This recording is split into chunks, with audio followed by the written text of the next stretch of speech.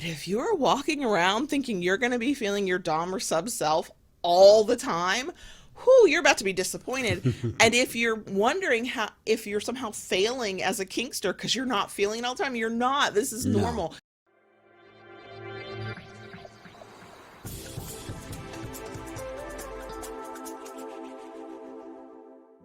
Hello. Hi, Kayla Lords John Brownstone. of Loving BDSM, where we help kinksters like you have happy, healthy power exchange relationships.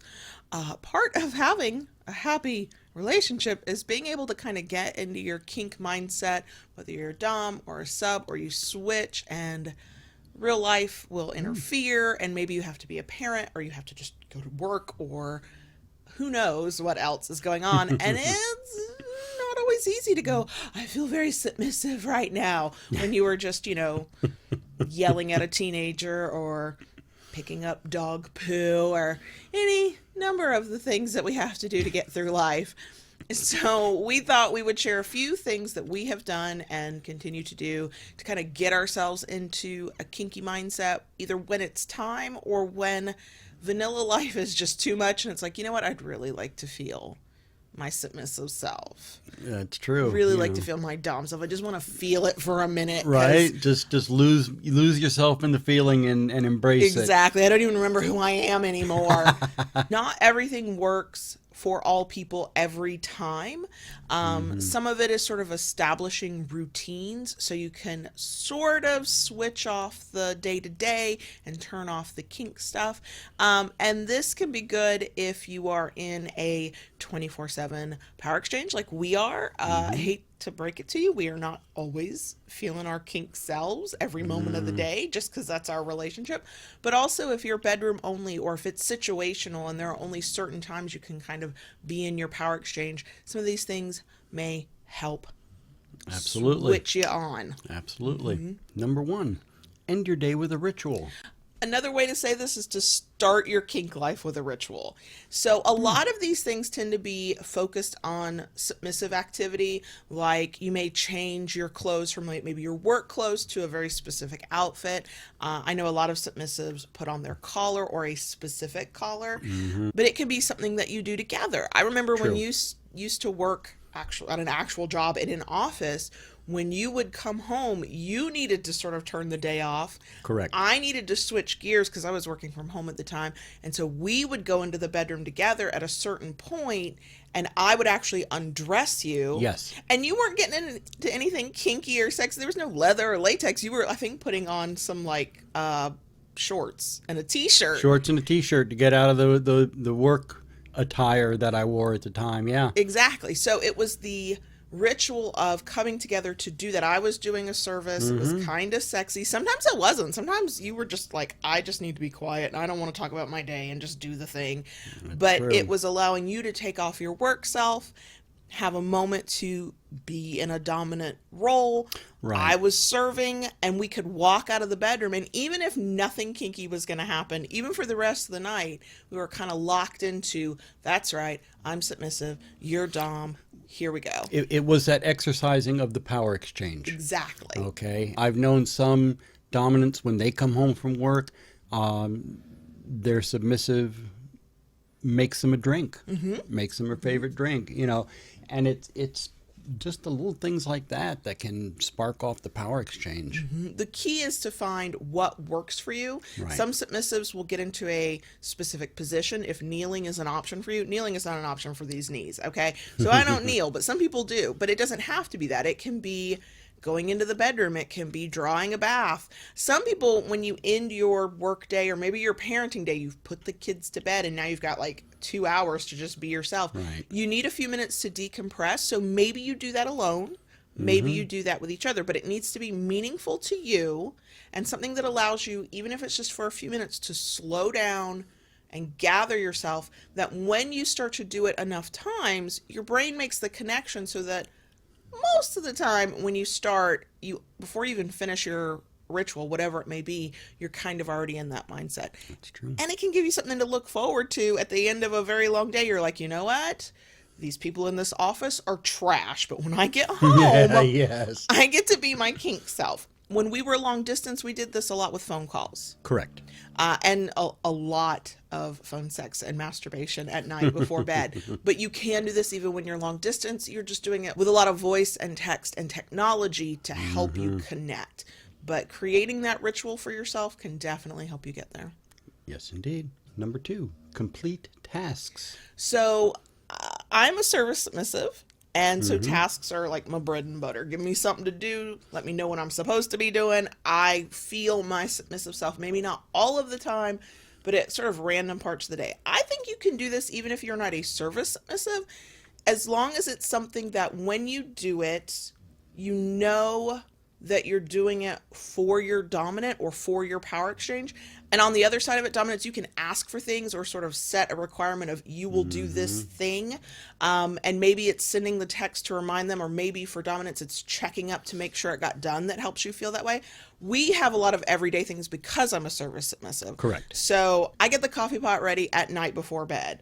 I turn down the bed. I make your coffee in the morning. I do little things that from the outside looking in don't look like anything. But when I'm thinking about what I'm doing and I'm being mindful about it, I can feel my submissive self. That does not mean every single time I'm standing at the Keurig that I'm feeling all subby. Not every day, not all the time. But it's enough of a thing that I know why I do it. And Right. if I can kind of go still and quiet in my mind, maybe it's not chaotic in the evening or in the morning, and I'm just with myself, I can be thinking about, oh, that's right, I'm doing this for a reason. It doesn't have to be a lot of tasks, especially if you're not into service as part of your dynamic. It can just be one thing that's done maybe upon request. So the dominant gets that moment to go, hey, can you do this thing for me? Or, oh, don't forget to do this thing for me. So that they get what they need for their mindset. Sure. And then the submissive gets what they need as they're doing it. So, yeah, tasks are great even if you're not into service. Number 3, plan your fuckery. So let us be very real here. Most of us have very busy lives. I don't Yeah. care if you're a parent or not. I don't care if you work from home or you work in an office or you have like a job where you stand on your feet all day. We are all busy because even when we're not at work or we're not at school, lives have to be lived. Houses and apartments have to be cleaned, and somebody wants our attention for something. The amount of fuckery we would like is never the amount of fuckery we get.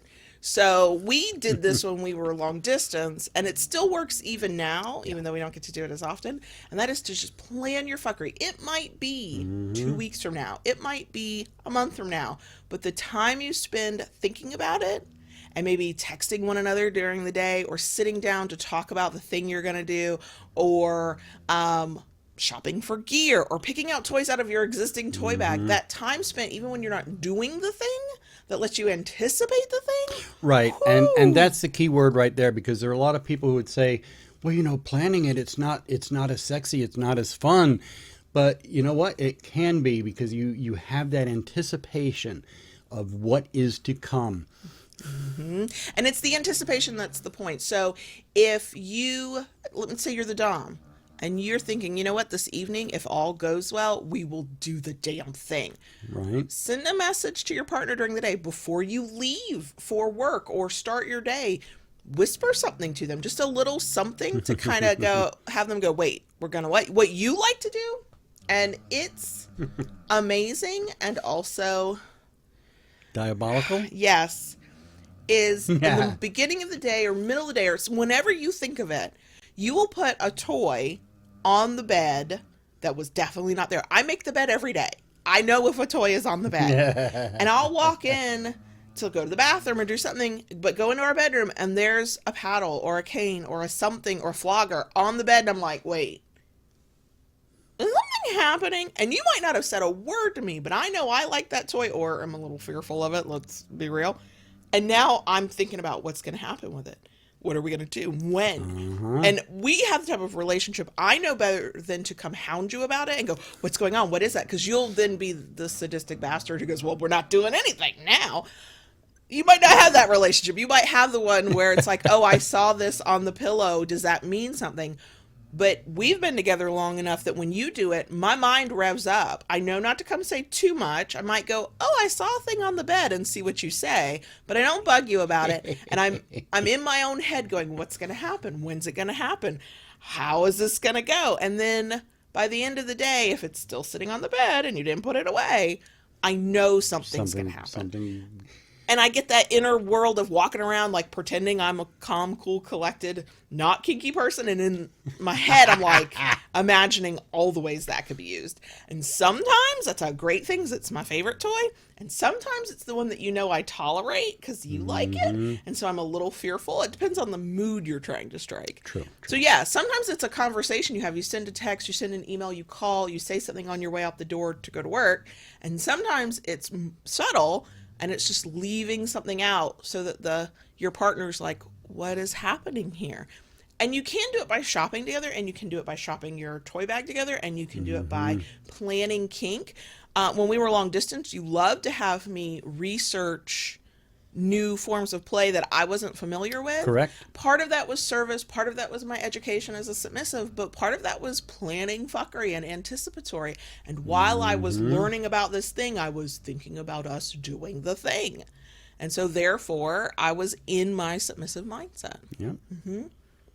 Yeah, we're all for, even if you don't get to the fuckery or the fuckery has to take a while before you can do it, the time you take to plan it can be what you need to feel yourself and your role. That's true. And finally, remind yourself that no one stays kinky all the time. Yeah, so the mindset thing is great, especially if you would like to plan something kinky or if it's been a while and you're missing that connection you have in your power exchange. But if you're walking around thinking you're going to be feeling your dom or sub self all the time, you're about to be disappointed. And if you're wondering if you're somehow failing as a kinkster because you're not feeling it all the time, you're not. This is normal. No. The rest of life is going to interfere. Exactly. There's always something that's going to come up, whether it's work, whether it's a sick kid, sick dog, a sick cat. Yeah. An out-of-town thing, a family thing, just your mood, your own health can be what interferes. All these things can kind of take away from that kinky feeling. So it's okay. It's okay. Normal. And you know what? Sometimes I'm just out here living my life, sitting at my desk doing my work, and I'm not stressed about anything. And it's not that life is interfering. It's just that I'm in a different headspace, and that is okay as well. It doesn't negate my submissiveness. I'm no less submissive just because I'm not spending every moment of every day going, how can I serve my daddy? How can I make my daddy happy? What matters is that I find the way to either do the things we agreed to do, even when I'm not in the mindset, or when the opportunity arises and either we try some of our own tips or something else happens and I am reminded of who I am and I remind myself of who I am. And that is true on either side of the slash. Doms, you will not always feel your most dominant self. You just won't. Like sometimes it's because you're tired and sometimes it's because everything else in life is feeling out of control. And sometimes it's who knows what's going on. So please do not, berate yourself or think you're failing at kink if you're not constantly feeling your role. It's unrealistic for the vast majority of us. For folks who are maybe bedroom only or your power exchange is situational, so it's not 24/7 and there's just certain times, I can definitely see how that's more disappointing because you're like, this is my moment. So try our tips, try other tips. We definitely encourage anybody to drop comments below on what you do to get yourself in a kinky mindset. Find what works for you to help yourself get there, but be kind to yourself and remember that, it's not realistic to always be in that I am the most submissive that ever lived and I am just going to walk around thinking about how I can serve and how I would love for that to be most of my life, but also I got other stuff to do. And I can't just always be in the mindset. Just like you have other stuff to do. True. You can't always be thinking about how you're going to tell me what to do every moment of every day. Darn. I know. I mean, as long as you remember some of the time to tell me what to do, I'm a happy girl. Just saying. There you go. So yeah, I think that's it for us. Again, if you have things that you do that help you get into your role or feel your dom or sub self, please share those in the comments below. Our ways and these tips are not the only ways to do that, and we can all learn from one another. It's true. But that is it for us this time. If you enjoyed this, we love a thumbs up. Also, if you love to hear Lola snoring in the background, please, a thumbs up would be great. If you like this enough to want to come back for more, please consider subscribing. And once you subscribe, ring that notification bell to get updates of new content. Sure, just do it, Daddy says. And if you really like what we do, want to help us do more of it, get access to content and a Discord server that you can't get anywhere else, join us on Patreon at patreon.com/KaylaLords. Bye. Bye.